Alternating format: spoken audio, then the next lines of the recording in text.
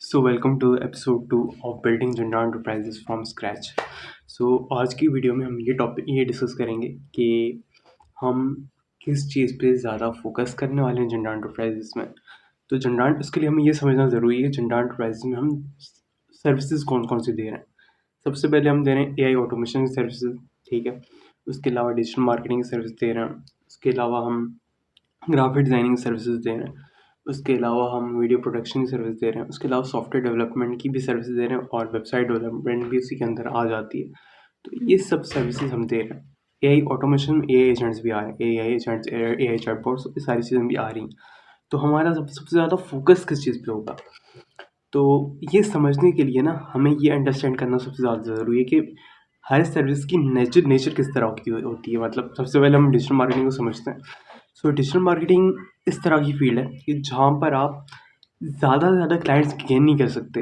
आप अगर for example 50-60 client आपने घेर लिए या 15 से 20 क्लाइंट भी आपने घेर लिए, तो वो बर्नआउट आपको करते हैं। आप ज़्यादा क्लाइंट्स नहीं हैंडल कर सकते। आपको इस फील्ड में आपको ये करना होता है कि आपको लिमिटेड क्लाइंट्स आएंगे और उनको आपको अच्छे रिजल्ट प्रोवाइड करके एक लॉन्ग टर्म में उन्हें सस्टेन करना है। और अगर आपके पास आगे कोई अच्छा क्लाइंट आ गया तो आप पिछले क्लाइंट को रिप्लेस कर देते हो उससे। तो ये एक बेस्ट स्ट्रेटेजी होती है डिजिटल मार्केटिंग के अंदर। और जहाँ तक एआई की बात है, तो एआई में भी यही सिनेरियो होता है। वो क्योंकि एआई का एक ही प्रोजेक्ट बहुत बड़ा होता है, उसमें टाइम भी ज़्यादा लग रहा होता है, उसमें एफर्ट्स भी ज़्यादा लग रही होती हैं। और आपको पता है प्रोग्रामिंग वाला काम है तो बग्स आते हैं, टाइम लगता है। तो उसमें भी आप बहुत सारे प्रोजेक्ट्स एक साथ नहीं ले सकते। उसमें भी आपको एक ही प्रोजेक्ट लेना पड़ेगा और उसी पर प्रॉपर फोकस के साथ उसे लेकर चलना पड़ेगा। और रही बात वीडियो प्रोडक्शन की, वीडियो प्रोडक्शन में हम ये कर सकते हैं कि यार हाँ, हम प्रोजेक्ट्स ले रहे हैं, एक प्रोजेक्ट लिया, ख़त्म किया, फिर दूसरे प्रोजेक्ट पे आ गए, एक प्रोजेक्ट लिया, वो ख़त्म किया, फिर दूसरे प्रोजेक्ट पे आ गए। वीडियो प्रोडक्शन में ऐसा हो सकता है। और same goes with website development, ऐसा हो सकता है। और जहाँ तक एआई एजेंट्स की बात है या एआई चैटबॉट्स, तो उसमें भी हम ये चीज़ रिपीट कर सकते हैं कि यार हमने कर दिया। बाकी जहाँ तक रही ग्राफिक डिज़ाइनिंग की सर्विसेज की बात, तो वो तो छोटी मोटी सर्विसेज होती हैं। मतलब उन पे ज़्यादा हम फोकस नहीं करेंगे। वो मतलब हमारे जो वही क्लाइंट्स होंगे ना, रिटेनर्स, उन्हीं को ये सर्विसेज हम अपसेल करके दे सकते हैं कि यार हमने आपकी सोशल मीडिया पोस्ट बना दी, या फिर वो कभी-कभी इनवॉइसेस बनवा रहे होते हैं, या फिर कभी-कभी कंपनी प्रोफाइल बनवा रहे होते हैं, या फिर कोई ना कोई डिज़ाइनिंग का काम अपसेल उन्हें कर सकते हैं। उसके लिए हम अलग से हम अपना मार्केटिंग बजट या एडवर्टाइजमेंट बजट नहीं लगाएँगे। मेन चीज़ ये होगी। तो मेजॉरिटी आप समझ गए कि हम किस तरह अपना फ्लो लेकर चलेंगे। कि हमारा अगर एआई की हम बात करें ना, तो वहाँ पे हमारा एक ही प्रोजेक्ट लॉन्ग टर्म में चल रहा होगा, वहाँ से पैसा आ रहा होगा।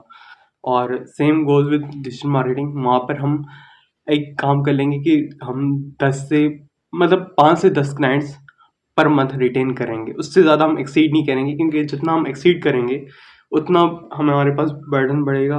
पैसा नहीं बढ़ता, क्योंकि उसमें फ्लो ये होता है कि 10 क्लाइंट्स आपने ले लिए और आपने बढ़ाया, पिछला क्लाइंट कट रहा है, क्योंकि सर्विसेज मेंटेन नहीं कर, मतलब वो क्वालिटी आप मेंटेन नहीं कर पाते। तो इसमें जितना कम आप क्लाइंट्स रखें, 5 रखें, और उनको अच्छी तरह आप रिटेन करें, उनको अच्छी सर्विसेज दें, उनको सेल्स जनरेट करके दें, तो वो एक बेहतरीन चीज़ होती है। तो हम कम क्लाइंट्स रखेंगे, उनको अच्छी सर्विसेज देंगे, और इस तरह हम डिजिटल मार्केटिंग को लेकर चल रहे होंगे। मेरा ये है गोल कि हम 7 से 8 क्लाइंट्स डिजिटल मार्केटिंग के रखेंगे, और एआई का एक ही प्रोजेक्ट जो कि लंबा प्रोजेक्ट होगा, वो साथ-साथ चलता रहेगा। इसी तरह हम लेके चलेंगे। बाकी रिपिटेटिव जो हमारे सर्विसेज हैं, जिसमें वेबसाइट डेवलपमेंट हो गई और साथ में वीडियो प्रोडक्शन, तो वो तो हम उस पे हम एड्स पे स्पेंड करते रहेंगे। और वहाँ पे क्लाइंट्स आएगा, लेगा चीज़, जाएगा, लेगा चीज़, जाएगा, लेगा चीज़, जाएगा। इस तरह ये हमारा फ्लो होगा सारा काम करने का।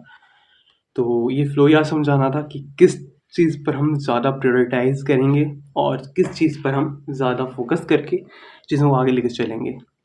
तो ये थी हमारा एपिसोड 2, हमारे साथ बने रहिएगा। आज 1 अप्रैल है, और आगे फिर इंशाल्लाह हम चीज़ों को इसी तरह लेके चलेंगे। Thank you.